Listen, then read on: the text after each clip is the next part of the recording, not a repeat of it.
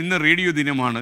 Social മീഡിയയും ടെലിവിഷനും ഒക്കെ ലോകം കീഴടക്കും മുമ്പ് റേഡിയോ ആയിരുന്നു പല ആൾക്കാരുടെയും ഇഷ്ടത്തോഴൻ. റേഡിയോ ഇന്നും ഈ റേഡിയോ കൈവിടാത്ത ഒരു ശ്രോതാവിനെ ഞാൻ പരിചയപ്പെടുത്താം. ഒരു 83 വയസ്സുണ്ട് അദ്ദേഹത്തിന്. 60 കൊല്ലത്തിലധികമായി അദ്ദേഹം റേഡിയോയുടെ സ്ഥിരം ശ്രോതാവാണ്. കോതമംഗലത്തെ CK അലക്സാണ്ടറെ കുറിച്ചാണ് ഞാനീ പറയുന്നത്. അദ്ദേഹത്തിൻ്റെ വിശേഷം കേട്ടുള്ളൂ.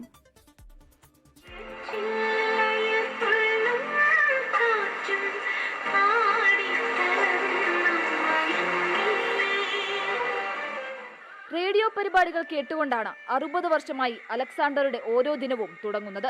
രാത്രി 11 മണിക്ക് പരിപാടികൾ അവസാനിക്കുന്നതുവരെ കാതിൽ പാട്ടുകളുടെ താളം. ലോകത്തിന്റെ ഓരോ ചലനവും ഇന്ന് അലക്സാണ്ടറുടെ ചെവിയിലെത്തുന്നത് റേഡിയോയിലൂടെയാണ്.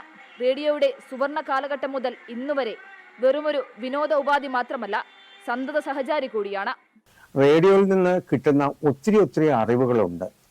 നമ്മുടെ ആഹാരം, ആരോഗ്യരംഗം, ഡോക്ടറോട് ചോദിക്കുക, വിദ്യാഭ്യാസ രംഗം, കൃഷി രംഗം, അതുപോലെ ലളിതഗാനങ്ങൾ, ശാസ്ത്രീയ സംഗീതം, ഇതെല്ലാം റേഡിയോയിൽ നിന്ന് കേട്ട് ഞാൻ മനസ്സിലാക്കിയ ശേഷം അത് കുട്ടികളെ പഠിപ്പിച്ച് അവരെ മത്സരത്തിൽ പങ്കെടുപ്പിക്കാറുണ്ട്. ആകാശവാണിയോട് എന്നും ഞാൻ കടപ്പെട്ടതാണ്. ആകാശവാണി മുതൽ പുതുതലമുറയിലെ FM-കൾ വരെ എല്ലാ പരിപാടികളും അലക്സാണ്ടറിന് മനഃപ്പാടമാണ്.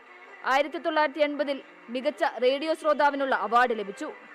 World book of record, Asia book of record എന്നിവയും റിട്ടയർഡ് അധ്യാപകൻ കൂടിയായ അലക്സാണ്ടറിനെ തേടിയെത്തിയിട്ടുണ്ട്. 24 കൊച്ചി.